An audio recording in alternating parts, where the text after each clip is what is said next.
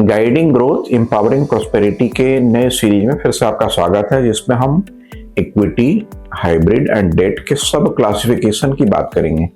और हम स्टार्ट करते हैं सबसे पहले डेट के सब क्लासिफिकेशन की तरफ। डेट में जो पहली सब क्लासिफिकेशन है उसका नाम है गिल्ट डेट फंड, या जनरली बोलते हैं इसको गिल्ट फंड। गिल्ट फंड वो फंड होते हैं जिसमें कि जो सिक्योरिटीज है या बॉन्ड है वो गवर्नमेंट के द्वारा इशू की गई होती है। अब वो गवर्नमेंट चाहे सेंट्रल गवर्नमेंट हो या स्टेट गवर्नमेंट हो, क्योंकि गवर्नमेंट को पब्लिक से पैसे चाहिए होती हैं और उसके बदले में एक बॉन्ड जारी करती है। उस बॉन्ड का नाम ही होता है गिल्ट बॉन्ड। उस बॉन्ड से जो कंपोज किए हुए स्कीम्स होते हैं उसका नाम होता है गिल्ट फंड स्कीम्स या गिल्ट फंड। अब इस गिल्ट फंड में एक बात तो तय है, क्योंकि ये गवर्नमेंट जारी करती है, इसकी रेटिंग जो है सोवरेन रेटिंग होती है। सोवरेन रेटिंग का मतलब क्या है?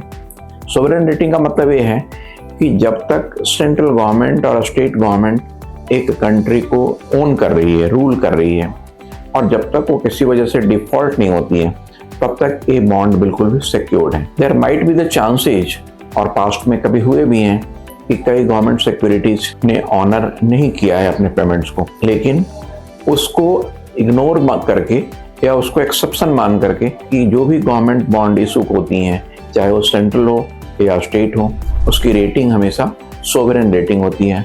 इसका मतलब कि उसके डिफॉल्ट होने की संभावना बिल्कुल भी नील जैसी होती है, और इसलिए ये बॉन्ड बहुत ही सिक्योर्ड बॉन्ड मानी जाती है in terms of return generation. But इसका मतलब ये नहीं है कि ये बॉन्ड में वॉलेटिलिटी नहीं होती, क्योंकि वॉलेटिलिटी एक अलग फैक्टर पे डिपेंड करता है, और वो फैक्टर इस बात पर डिटरमाइन होती है कि गवर्नमेंट बॉन्ड्स की या गवर्नमेंट सिक्योरिटीज की या जीसेक की डिमांड और सप्लाई क्या है। क्योंकि डिमांड और सप्लाई ये बात को डिटरमाइन करता है कि एक पर्टिकुलर टाइम फ्रेम में इशू किया हुआ कौन सा गवर्नमेंट बॉन्ड किस रेट पे मार्केट में ट्रेड कर रहा है, और यदि उसकी ट्रेडिंग में सप्लाई और डिमांड का मिसमैच होगा तो नेचुरली उसके भाव या उसके रेट उस पर एक फ़र्क होगा। वॉलेटिलिटी बहुत लाजमी होगी उसमें, और गवर्नमेंट में कि इस बॉन्ड में कि जीसेक स्कीम्स होते हुए भी एक वॉलेटिलिटी फैक्टर इसके साथ अटैच्ड होगा।